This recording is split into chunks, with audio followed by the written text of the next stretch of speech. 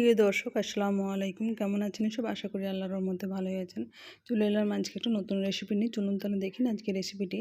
আজকে রান্না ছাড়াই তৈরি করে নিচ্ছি ফেস সিরাম রেসিপি। এখানে 2 রকমের রেসিপি শেয়ার করেছি। এর জন্য প্রথমে আমি 2টো মিডিয়াম সাইজের আলু নিয়েছি। আলুগুলো নিয়ে খোসাটা ছিলে নিয়ে এখন ধুয়ে নিচ্ছি, পরিষ্কার করে ধুয়ে নিতে হবে। উপরে যে একটা কষ ভাব থাকে সেই কষটা ধুয়ে যায়। এখন এরকম একটা গ্রেডার নিয়েছি, গ্রেডারের সাহায্যে এরকমভাবে আমি গ্রেড করে নিলাম। চাইলে আপনার ব্লেন্ডার জারে এটা ব্লেন্ড করে নিতে পারেন। আমি ব্লেন্ড করে নিলাম না। এটা ব্লেন্ড করলে এটা আলুটা যেহেতু পেশা থাকে পুরোপুরি একেবারে থকথকে হয়ে যায়, তাই আমি এরকমভাবে সরু একটা গ্রেডারের সাহায্যে এরকম গ্রেড করে নিই। রসটা এরকমভাবে বের করে নেব। আমি দুটোই আলু এরকমভাবে গ্রেড করে নিচ্ছি। এখন একটা বাটি নিয়েছি আর ছাঁকনি। এখানে চাইলে আপনি একটা পরিষ্কার সুতির কাপড়ে এটাকে ছেঁকে নিতে পারেন। আমি এই নেটটা নষ্ট হয়ে গেছিলো, তাই একটা নেট মানে মশারিগুলো কেটে এর মধ্যে আমি এটাকে সেট করে নিচ্ছি। এখন এর মধ্যে এটাকে ছেঁকে নিচ্ছি। রসটা ভালোভাবে নিংড়ে ছেঁকে নেব।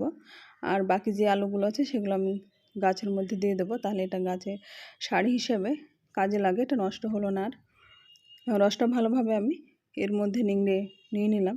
এখন এখানে আমি রসটাকে একটা চামচের সাহায্যে ভালোভাবে মেপে এটা নিয়ে নেব। একটা চামচের সাহায্যে এটাকে মেপে নিচ্ছি। 3 চামচ আলুর রস নিয়েছি। এখানে যতটা পরিমাণে নেবেন সেই হিসেবে কিন্তু এখানে যে বাকিগুলো দিচ্ছি রেমেডিগুলো সেগুলো কিন্তু সেই হিসেবে দিয়ে দেবেন। আমি গ্লিসারিন নিয়েছি 2 চামচ আর নিচ্ছি ভিটামিন ইভিয়ন ক্যাপসুল, সেটা আমি দুটো নিয়ে নিচ্ছি। আর আমি নারকেল তেল এখানে ব্যবহার করেছি। চাইলে আপনারা এখানে গোলাপ জল ব্যবহার করতে পারেন। গোলাপ জলটা যেহেতু অনেকের মুখে, আমার মুখে যেমন শ্যুট করে না, তাই আমি গোলাপ জলটা স্কিপ করেছি। আপনারা চাইলে এখানে গোলাপ জল দিতে পারেন। আর নারকেল তেল স্কিনের জন্য অতি উপকারী, কিন্তু শীতকালে এটা জমে যায়, তাই এখানে চাইলে অলিভ অয়েল এখানে ব্যবহার করার। আমি এখানে নারকেল তেল 1 চামচ ব্যবহার করেছি, বাকিটা অলিভ অয়েল আর অ্যালোভেরা জেলটা ব্যবহার করব, তাতে কিন্তু অনেকটাই তেল ভাব থাকে। এখন আমি 1 চামচ নারকেল তেল দিয়ে এটা ভালোভাবে ফেটিয়ে নিলাম। এখানে অলিভ অয়েলও ব্যবহার করতে পারেন। আমি পরে অ্যালোভেরা জেলটা ব্যবহার করে নিচ্ছি। এখন এটা ভালোভাবে তেলের সঙ্গে মিশিয়ে নেব। এরকমভাবে দিনে 2 বার করে এটাকে মুখের মধ্যে অ্যাপ্লাই করতে পারেন। এরপরে চলে আসি আমি শীতকালীন এখন অ্যাভেলেবেল লেবু পাওয়া যায়, সেই লেবু ছিলকাগুলো মানে খোসাটা ফেলে না দিয়ে এটাকে কিন্তু কাজে লাগা যায়। সুন্দর একটা সিরাম তৈরি হয়, সেটা আজকে দেখে নিচ্ছি। এখন খোসাগুলো ভালোভাবে একটু বড় বড় করে ছেলার চেষ্টা করবেন, তাহলে কিন্তু এটা উপরে যে খোসাটা আছে সাদা যে অংশটা সেটা কিন্তু ছিলতে সুবিধা হয়। ছোট ছোট টুকরো হয়ে গেলে এটা ধরে ছেলার অসুবিধা হয়, তাই বড় বড় করে এটা ছেলার চেষ্টা করবেন। আমি বড় বড় যতটা পেরেছি এরকমভাবে ছিলে নিয়েছি। 2টো লেবুর খোসা নিয়েছি। এখন উপরের এই সাদা অংশগুলো এগুলো ছিলে নেবো। এগুলো সাদা সাদা হয়ে থেকে যায়। এরকমভাবে প্রত্যেকটা আমি ভালোভাবে যতক্ষণ না হলুদ অংশটা বের হয়ে আসছে এরকমভাবে আমি ছিলে নিলাম। সবগুলো এরকমভাবে ছিলা হয়ে গেছে। এখন এরকম ছোটো ছোটো টুকরো করে চাকুর সাহায্যে কিন্তু এটাকে কেটে নিচ্ছি। চাইলে আপনার ছোটো ছোটো করে হাতে কিন্তু এটা ভেঙে যায় বা ছিঁড়ে যায়। এরকমভাবে আমি ছোটো ছোটো কেটে নিই, যেহেতু এটা ব্লেন্ডার জালে ব্লেন্ড করে নেব। এটা ছোটো থাকলে ব্লেন্ডার ভালোভাবে ব্লেন্ড করার সুবিধা হয়। এখন এখানে আমি এক্সট্রা কোনো জল ব্যবহার করব না। চাইলে আপনি খোসাটা সেদ্ধ করে নিলে কালারটা একটু ফেড হয়ে যায়, তাই আমি এটা কাঁচা অবস্থায় এরকমভাবে সেদ্ধ না করে ব্লেন্ডার জারে এটাকে ব্লেন্ড করে নেব। এখানে আমি লেবু যে ছিলে রেখেছিলাম সেই লেবুর রসটা এখানে দেবো। এখানে কমলা লেবুর যে খোসাটা আছে তাতে কিন্তু রসটা একেবারে এরকমভাবে পারফেক্ট বেরোয় না, তাই আমি একটা লেবু এরকমভাবে রসটা নিংড়ে দিয়ে দিলাম বীজটাকে ফেলে।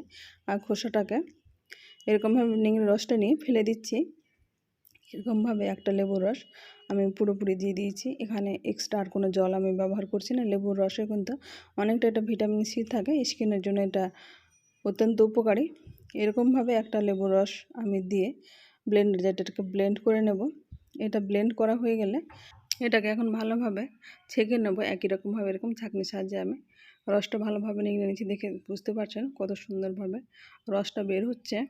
এরকমভাবে আমরা দোকানে কেনার থেকে বাড়িতে খুব সহজে ফেলে দেওয়া জিনিস কিংবা নষ্ট হয়ে যাওয়া জিনিসই আপনি তৈরি করে নিতে পারেন খুব সুন্দরভাবে সিরাম রেসিপি। এখন এরকমভাবে আমি রসটা নিংড়ে নেওয়ার পরে এখন এখানে মেপে নিলাম। এখানে আমি টোটাল 6 চামচ দিয়েছি। 6 চামচে প্রত্যেকটা 2 চামচে 1 চামচ গ্লিসারিন দিতে হবে, তাই আমি এখানে 3 চামচ গ্লিসারিন ব্যবহার করলাম। এখানে 2 চামচে 1 চামচ করে গ্লিসারিন ব্যবহার করতে হবে। এখানে দিয়ে দিচ্ছি অ্যালোভেরা জেল। প্রথমে আমি দেওয়া হয়নি এটা, পরে আমি আবার এটাকে মিশিয়ে নেব।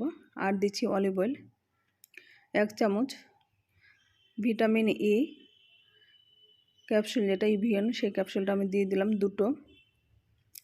এখানে 2টো 3টে যতটা দিতে পারবেন। এখানে যেহেতু এটা অনেকটা চ্যাটচ্যাটে আঠালো ভাবটা থাকে, এখানে বেশি দেওয়ার প্রয়োজন হয় না। 2টো থেকে 3টে এখানে যথেষ্ট। আমি 2টো দিয়েছি। 2টো দিয়ে এটা ভালোভাবে মিশিয়ে নেব। অ্যালোভেরা জেলটা একটু থকথকে আছে, এটা ভালোভাবে ফেটানো হচ্ছে না বাটির মধ্যে।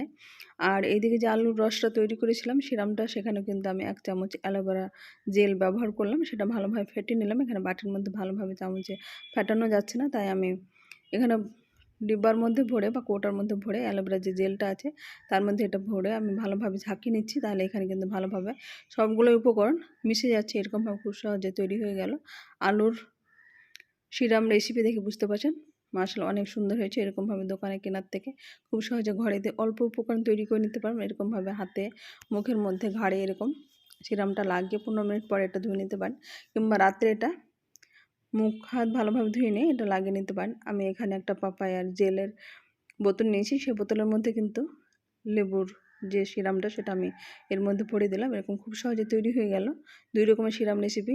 আজ তাহলে এই পর্যন্ত, ফিরে আসছি নতুন কোনো রেসিপি নিয়ে। আসসালামু আলাইকুম।